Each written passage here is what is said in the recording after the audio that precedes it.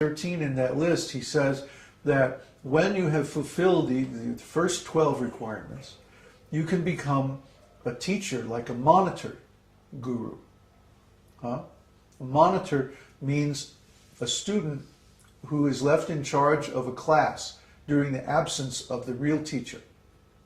The student simply monitors the other students and makes sure they're doing their assignments and like that.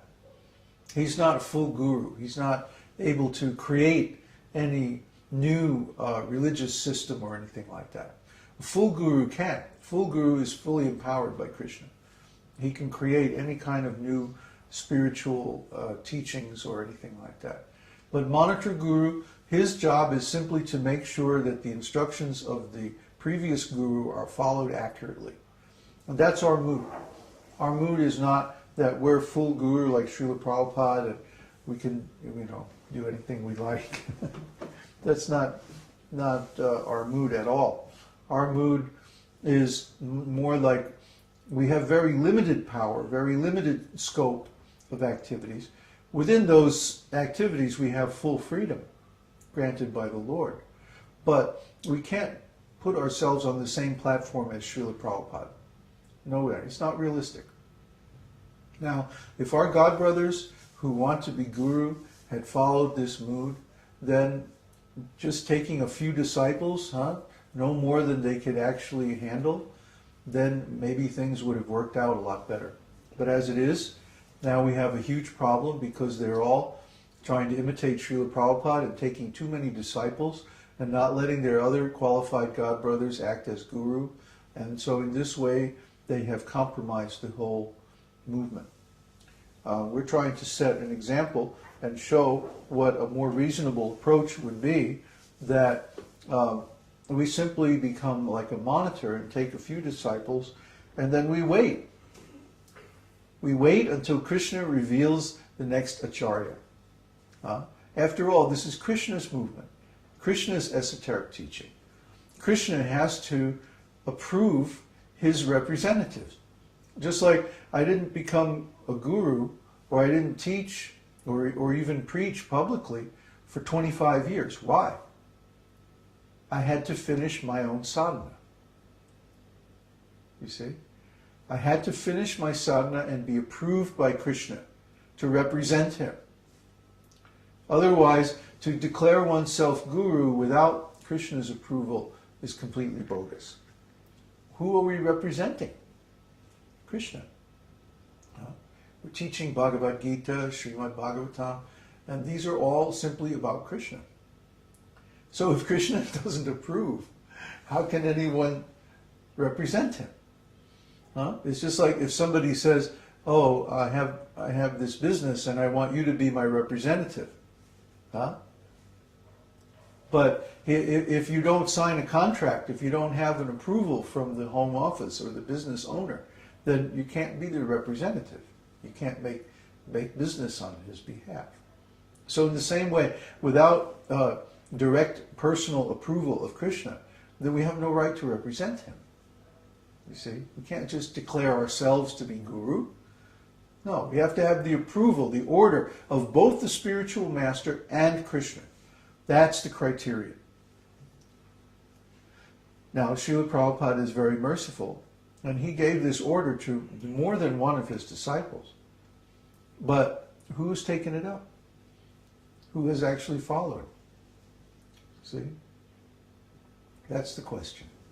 But we can't imitate Śrīla Prabhupada, just like we can't imitate Krishna. So, if we become a spiritual teacher according to our means, according to our ability, and not overreach that, to know where our limits are and stay within them, you see, this is reasonable. This is appropriate. Otherwise, it becomes offensive. Why? Because we're not doing a very good job. If I have the ability to supervise, let's say, 12 people, but I take on supervising 50 or 100 or 1,000, then what's going to happen is failure. And this mission is too important to fail. We have to keep our eyes open, have to keep our sense of reality with us. Not that we can artificially imitate Śrīla Prabhupada. So I'm very grateful that a few people have come forward as students.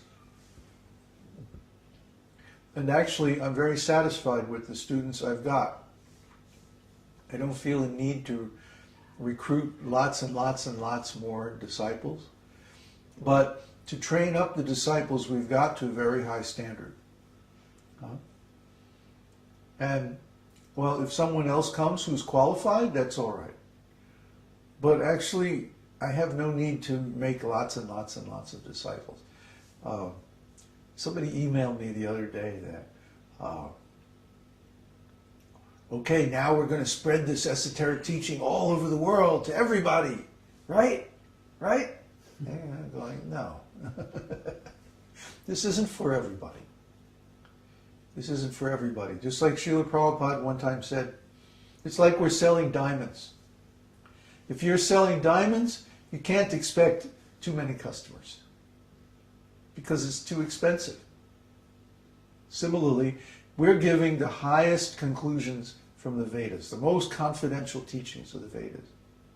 We can't expect that we're going to have too many people that understand that, or who are qualified to receive it, or who even want it, who even know the value of it.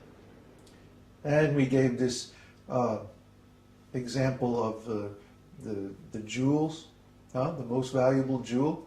The disciple takes this very valuable jewel first to a very cheap store and asks, well, what is the value? And in the cheap store, the guy says, oh, this has no value.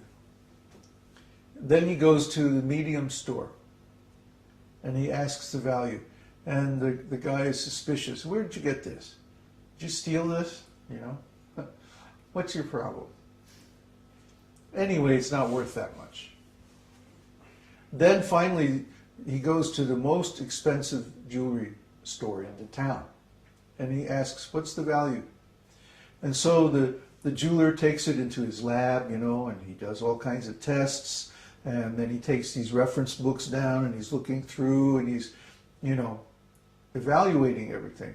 And finally he says, this stone is worth more than all the other stones in my shop. This is the most valuable jewel I've ever seen in my life. You know, if you become partners with me, we can sell this jewel and we'll all become rich. We can retire. So the esoteric teaching is like that. Someone who has very little qualification sees this esoteric teaching and says, it's just another cheating guru, sect, cult, or whatever. Not worth anything. Someone with a medium qualification says, oh, well, this is like another branch of ISKCON or another similar organization where there's some guru and there's some disciples, you know, but they're very small. They're not really worth a whole lot. But someone who has really high qualifications, if they come in contact with this esoteric teaching, they go, oh, this is really special. We have never seen such an analysis, such a clear understanding, such deep comprehension of what the Vedic message really is. This is special. This is unique.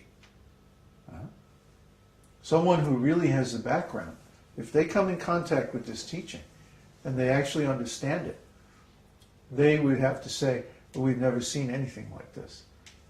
This is the most valuable jewel. Because we're carrying on the parampara. That's the order the Śrīla Prabhupada gave us. So even though we're not fit, we don't have the background, we don't have the talents and skills, we're doing according to our abilities. We can't do more than that. But at least whatever ability we have, we're using that. So that's our only qualification. So these boys are very nice. They've given some appreciation. But to me, the appreciation that really matters is the fact that they're here. They're serving, dedicating everything. That's the real Guru Puja. That's the real Vyasa-puja.